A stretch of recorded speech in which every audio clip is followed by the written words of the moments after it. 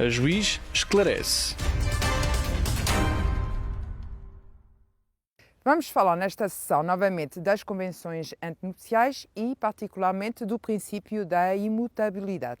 Já vimos que vigoram neste âmbito dois princípios essenciais, que são da liberdade e da imutabilidade. Vimos na anterior sessão em que é que consistia o princípio da liberdade e nesta sessão iremos explicitar o que é isso do princípio da imutabilidade.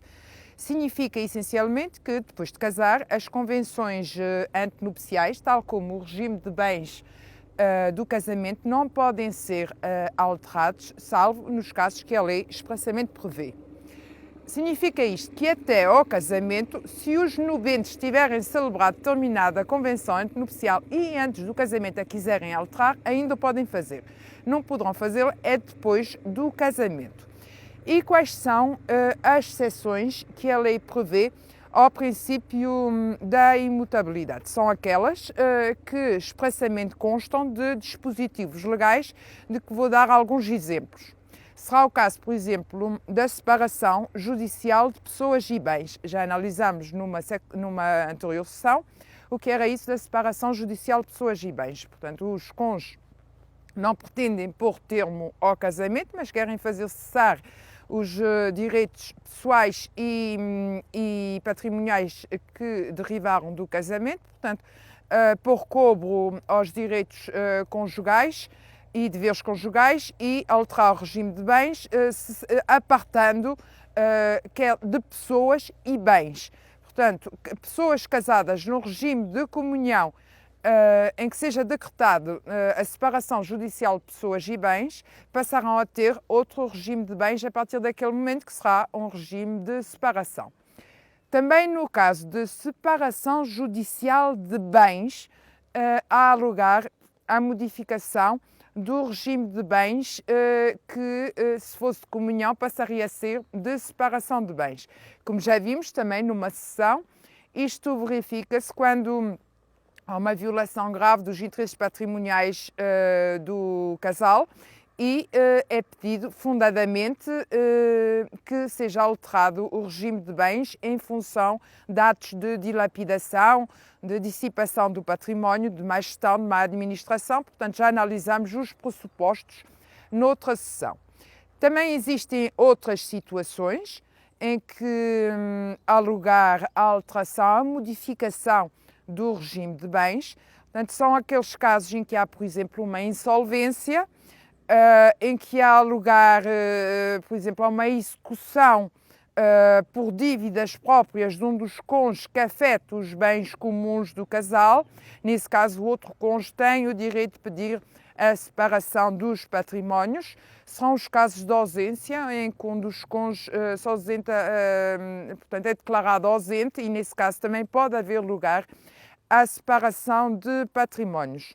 Todas estas situações e as exceções, portanto, em regras, estão previstas na lei, são casos taxativos, portanto, não pode haver alteração àquilo que tiver sido convencionado antes do casamento para vigorar depois do casamento, nem ao regime de bens supletivo. Por exemplo, mesmo o regime de bens supletivo não pode ser alterado em momento ulterior, a não ser nestes casos que a lei prevê. Isto porquê?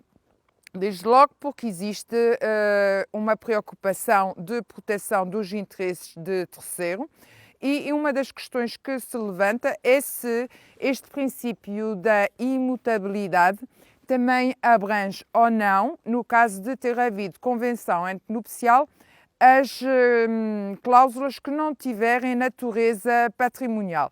Existem aqui várias teorias. Há quem defende que abrange todas as disposições patrimoniais e não patrimoniais.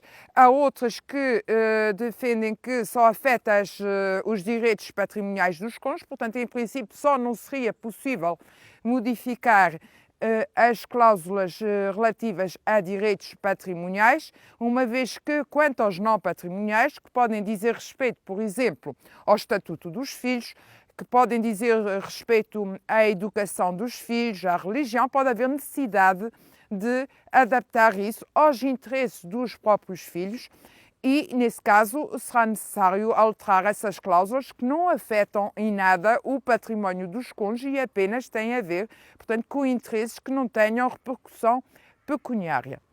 A lei proíbe ainda determinados atos que, mesmo em momento ulterior, que são, por exemplo, a venda entre cônjuges e a sociedade entre cônjuges, embora os cônjuges possam participar em sociedades capitais com terceiros e possa haver, por exemplo, situações de dação em cumprimento, ou seja, um dos cônjuges dar para pagamento de uma dívida que tenha ao outro cônjuge um bem que é próprio dele e, portanto, nesse caso, a lei excetua permite que isso aconteça.